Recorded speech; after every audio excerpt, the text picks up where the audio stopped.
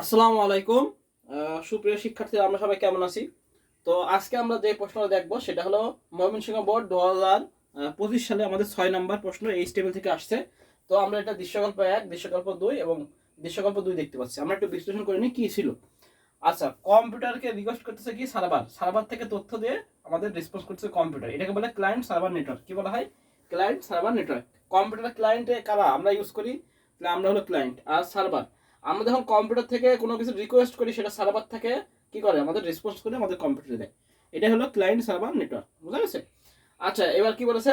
দৃশ্যকল্প 2 বলেছে নিম্নের website www.abc.edu.html সার্ভারে সংরক্ষিত আছে। এটা কোথায় আছে? HTML সার্ভারে সংরক্ষিত আছে। হ্যাঁ, এই দৃশ্যকল্প 1 এবং দৃশ্যকল্প 2 আর একটা টেবিল ট্যাগ দেওয়া ছিল, সেটা আমরা দেখতে পাচ্ছি এখানে। হ্যাঁ, এবার আমরা প্রশ্নটা দেখবো। যাদের কাছে প্রশ্ন আছে তারা প্রশ্নটা দেখে নিই, আর যাদের কাছে নেই তারা স্ক্রিনশট দেখবে। এই যে প্রশ্ন, এখানে আমাদের ক্লায়েন্টটা লেখা হয়নি, ক্লায়েন্ট ছিল এখানে। Client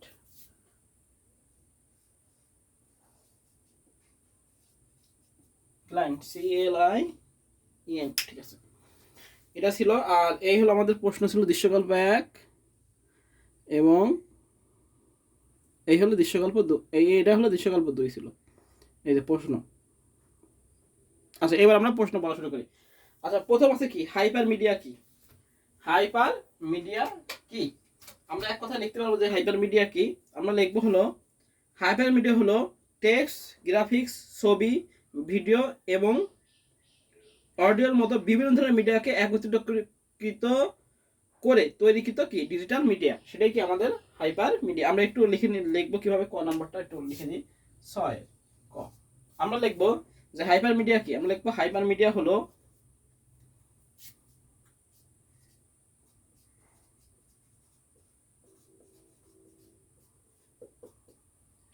hyper media hyper media হলো text, audio, video, text, audio, video, graphics, ছবি,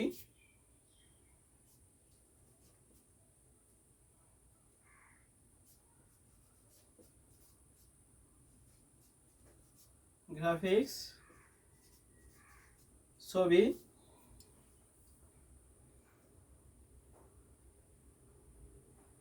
ছবির মতো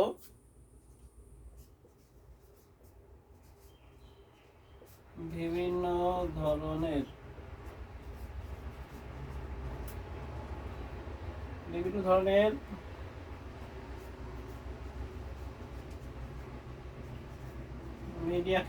মিডিয়াকে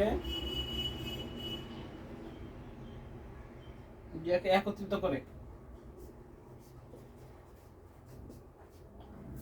হাইপার মিডিয়া হলো টেক্সট, অডিও, ভিডিও, গ্রাফিক্স, ছবির বিভিন্ন ধরনের মিডিয়াকে একত্রিত করে তৈরিকৃত ডিজিটাল মাধ্যম। একত্রিত করে তৈরিকৃত ডিজিটাল মাধ্যম। একটু লিখে দিলে আমাদের হয়ে যাবে। হাইপার মিডিয়া কি? হাইপার মিডিয়া হলো টেক্সট, অডিও, ভিডিও, গ্রাফিক্স, ছবির মতো বিভিন্ন ধরনের মিডিয়াকে একত্রিত করে তৈরিকৃত ডিজিটাল মিডিয়া। একটু লিখে দিলে আমাদের আর লেখার দরকার নেই, একটু লিখলেই হবে। আচ্ছা, এবার আসি শুধু প্রশ্ন বলেছে কি শুধু HTML ব্যবহার করে ওয়েবসাইটকে আকর্ষণীয়ভাবে উপস্থাপন করা যায় না, ব্যাখ্যা করো। আচ্ছা, এখানে বলেছে যে শুধুমাত্র যে HTML, যেটা আমরা নোটপ্যাডে ব্যবহার করি, নোটপ্যাড বা নোটপ্যাড প্লাস প্লাস, এখানে বলেছে হলো শুধুমাত্র HTML ব্যবহার করে ওয়েবসাইটকে আকর্ষণীয়ভাবে উপস্থাপন করা যায় না। কারণ কি? কারণ HTML কে আকর্ষণীয় করতে হতে আমাদের CSS আর হলো জাভাস্ক্রিপ্ট, এই দুটো ব্যবহার করা হয় আমাকে। আমরা কিভাবে লিখবো? আমরা লিখবো শুধুমাত্র HTML ব্যবহার করে একটি ওয়েবসাইটকে আকর্ষণীয়ভাবে উপস্থাপন করা সম্ভব নয়। HTML একটি মার্কআপ ভাষা যা ওয়েব পেজের গঠন তৈরি করে, কিন্তু ওয়েবসাইটের চেহারা বা ডিজাইন, যেমন রং, লেআউট, ফন্ট ইত্যাদি নির্ধারণ করার জন্য আমাদের কি লাগে? সিএসএস এবং কি লাগে? আরেকটা হলো জাভাস্ক্রিপ্ট এবং জাভাস্ক্রিপ্ট, এই দুটো আমাদের দরকার হয়। যেমন ডিজাইন নির্ধারণ করার জন্য কি লাগে, সিএসএস এবং কি লাগে, জাভাস্ক্রিপ্টের প্রয়োজন হয়। আমরা জানি যে এইচটিএমএল একটি মার্কআপ ল্যাঙ্গুয়েজ, এবং এইচটিএমএল এর ভিতরে বিভিন্ন রং টং বা বিভিন্ন কিছু করতে কিন্তু আমাদের সিএসএস আর কি লাগে, জাভাস্ক্রিপ্ট লাগে। এখন সিএসএস এর যেটা পূর্ণরূপ সেটা আমরা জানি যে cascading style sheets, cascading style sheets, আর আমরা জানি সবাই পূর্ণরূপ সিএসএস, সেটা আমরা জানি প্রায়, ক্যাসকেডিং সিওয়াই স্টাইল মানে কি STYLE sorry STY style shits. এই ক্যাসকেডিং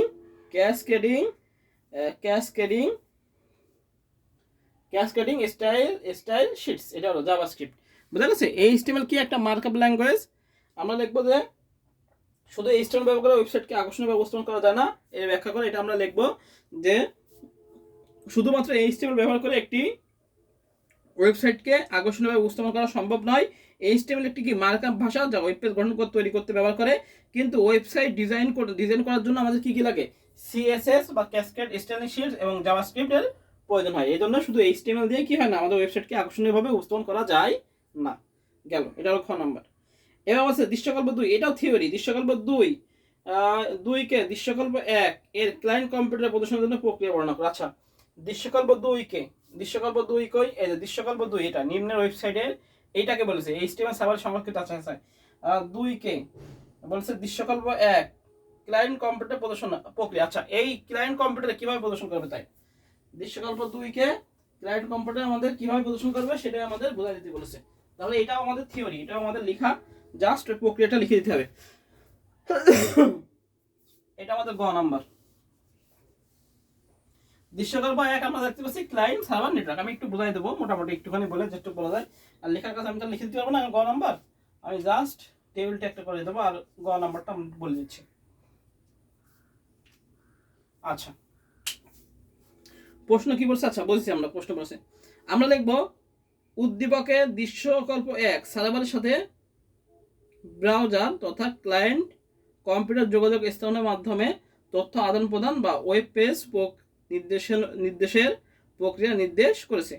আচ্ছা, ক্লায়েন্ট কম্পিউটার থেকে কোনো সার্ভারে ওয়েব পেজ দেখার জন্য যে প্রোটোকল কাজ করে তা হলো কি, আমরা জানি HTTP,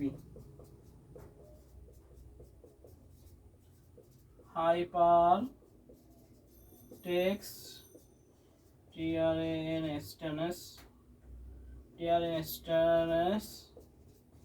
পার প্রোটোকল, COL কল। আচ্ছা, HTTP hyper text transfer protocol, internet বা আইপি প্রোটোকলের মাধ্যমে যে প্রোটোকল ওয়েব সার্ভার ও ক্লায়েন্টের মধ্যে দ্রুত আদান প্রদান করে থাকে তাকে HTTP বলে।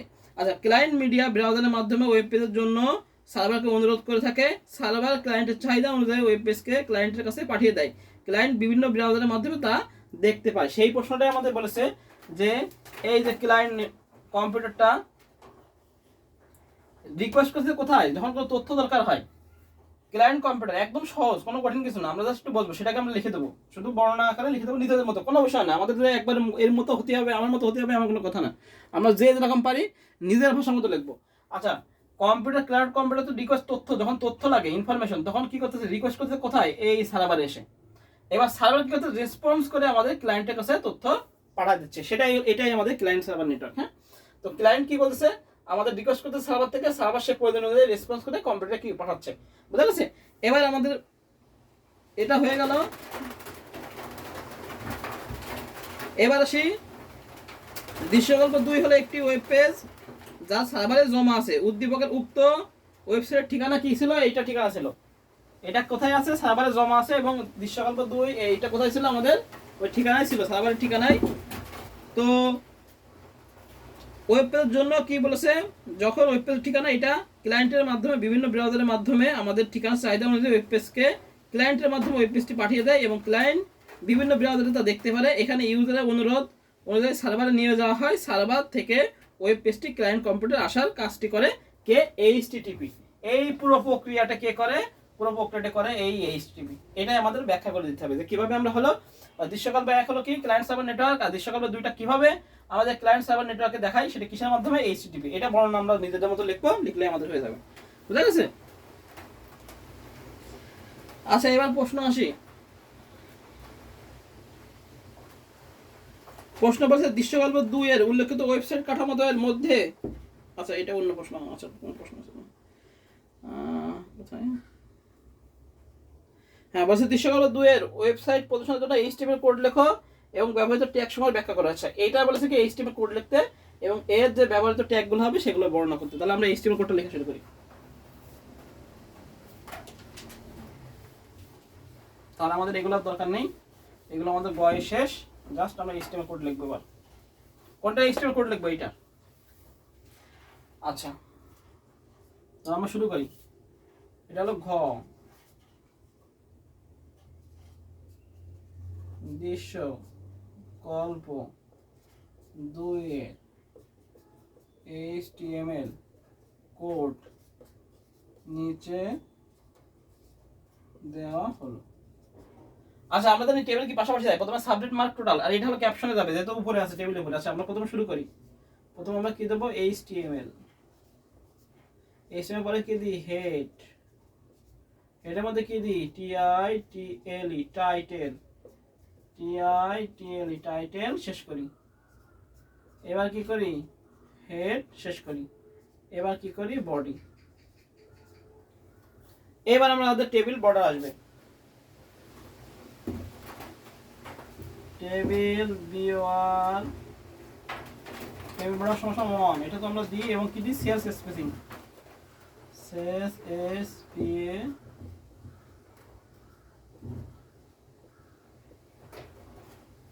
Sell spacing 0। এবার যদি কেউ ওয়াইড দিতে চায় তাও ওয়াইড দিতে পারে।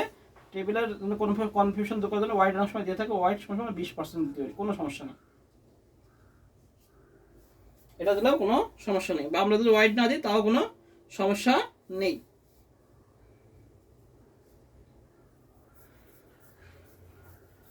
বিশ পার্সেন্ট 30% দিলাম বা 50% যেটা দেবো সেটাই হবে, কোনো সমস্যা নেই। আচ্ছা টেবিল বর্ডার সময় সেল স্পেসিং 0 আর ওয়াইড সময় 20% দিলাম। এবার এর ক্যাপশনে যাবে রোল নং, ওটা উপরে আছে, তাহলে টেবিলের উপর থাকলে কি হয়? ক্যাপশনে যায়। আমাদের এখানে ভালো মতো হচ্ছে ক্যাপশন।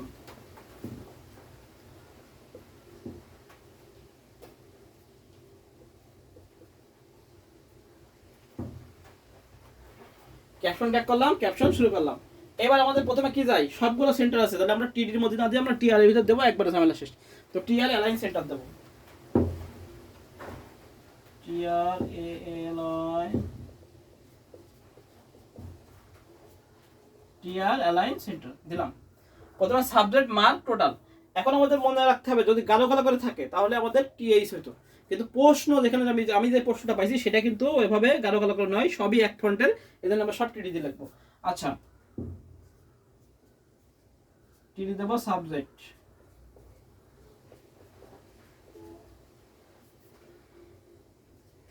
আবার টিডি দেব মার্কস, টিডি। টোটালে কোনো কাজ নেই, আবার টিডি দিয়ে টোটাল। তিনটা একদম পিওর, কোনো সমস্যা নেই। এবার টিআর শেষ করবো। তাহলে আমাদের একটি সাবজেক্ট মার্ক টোটাল শেষ। এবার পরের লাইনে চলে আসবো, আবার টিআর অ্যালাইন সমান সমান সেন্টার দেব।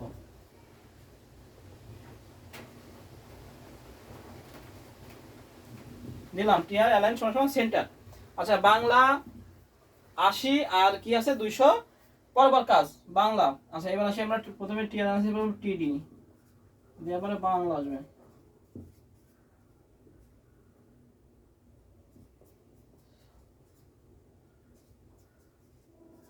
বাংলা পরে কি 80 মার্ক পেয়েছে, 80 টিডি শেষ। কিন্তু এখানে কথা আছে, এই একটা দুটো তিনটা দেখো 1 2 3, তা তিনটা কি খাইছে?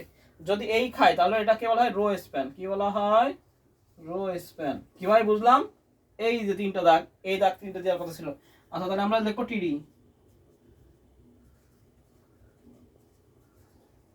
রো স্প্যান সমান সমান কত ছিল? 3 দিয়ে 230 স্ল্যাশ টিডি। এবার কি করবো, টিআর শেষ করবো, টিআর শেষ করলাম। তাহলে আমাদের বাংলা 80 এবং 230 কাজ শেষ। বৃষ্টি আসলে তো সমস্যা। টিআর শেষ করে দিচ্ছি, তাহলে বাংলা 80 আর 230 শেষ। এবার ইংরেজি আর 90, আইসিটি আর 60, এই করলে শেষ। আমরা উপরে চলে যাবো, উপর থেকে এখান থেকে আবার করতেছি। আবার নেব টিআর, এলাইন, অ্যালাইন সমান সমান সেন্টার। বৃষ্টি আসতেছে, এই কারণে আমি একটু দ্রুত করে দিচ্ছি। টিডি যেন বোঝা যাবে না, টিডি। এবার কি ইংলিশ, স্ল্যাশ টিডি শেষ। ইংলিশে এবার কি 90, টিডি লিখে 90 দিয়ে টিডি শেষ, টিআর শেষ। তাহলে আমাদের এই ইংলিশ আর 90 শেষ। এবার আমরা এখান থেকে শুরু করবো আবার।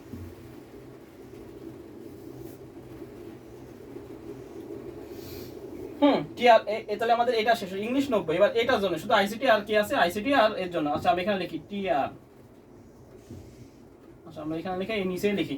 আচ্ছা শুধু আইসিটি আর 90 জন্য আমরা লিখি এখানে, যেহেতু জায়গা নেই সেহেতু আমি এই পাশে লিখে দিই টিআর। আমরা কিন্তু সব সাথে সাথে লিখবো, হ্যাঁ, এলাইন সমান সমান সেন্টার লিখলাম, টিআর এলাইন সমান সেন্টার। এই যে টিআর শুরু করলাম, টিআর শেষ। এবার কি করবো, আইসিটি আর 90 আছে, তাহলে আবার টিডি নেব, নিয়ে আইসিটি স্ল্যাশ টিডি শেষ, আইসিটি টিডি। এবার লিখবো হলো 60 স্ল্যাশ টিডি।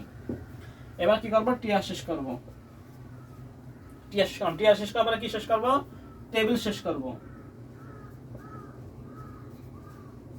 টেবিল শেষ করার পরে আমরা কি শেষ করবো, বডি শেষ করবো। বডি পর কি শেষ করবো, এইচটিএমএল শেষ করবো। এই হলো আমাদের এসএসসি 2025 সালের ময়মনসিংহ বোর্ড যেটা আসছে সেটার কয় নাম্বার সলভ, সেটা হলো 3 নাম্বার, এই 6 নাম্বার সলভ, 6 নাম্বার প্রশ্ন সলভ। এবং কি করবো, ব্যবহৃত কোডগুলো ব্যাখ্যা করে দেবো, কি কি এইচটিএমএল কোড, বডি, টেবিল, টিডি, ক্যাপশন, এগুলো ট্যাগগুলো বর্ণনা করে দিলে আমাদের হয়ে যাবে অঙ্ক। আচ্ছা বডি ফল দেখা যাচ্ছে, এইচটিএমএলটা পাশেই লিখি।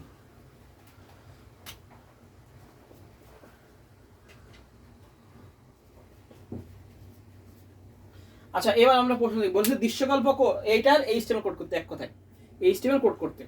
আচ্ছা প্রথমে এইচটিএমএল হেড শেষ, টাইটেল শুরু, টাইটেল শেষ, এগুলো তো বেসিক, এগুলো আমরা সবই জানি।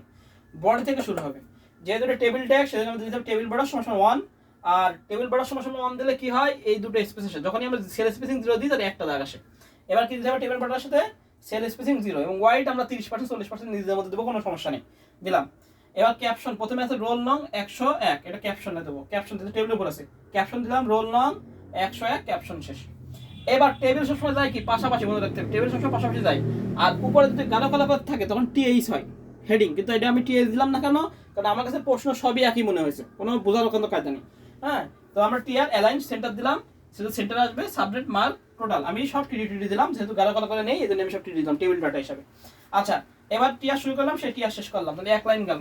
দ্বিতীয় লাইনে আসি, টিআর অ্যালাইন সেন্টার, আবার বাংলা 80 আর পাশাপাশি যায় 230 কাজ হবে, লিখলাম বাংলার কাজ একই, 80 কাজ, কিন্তু এখানে একটা কথা আছে, এখানে রো স্প্যান আছে এরকম, তাহলে রো খাইছে, তাহলে হবে রো স্প্যান সমান সমান 3 আর কে 230 দিয়ে টিডি শেষ করলাম, টিআর শেষ করলাম, এটার টিআর এখানে শেষ করলাম।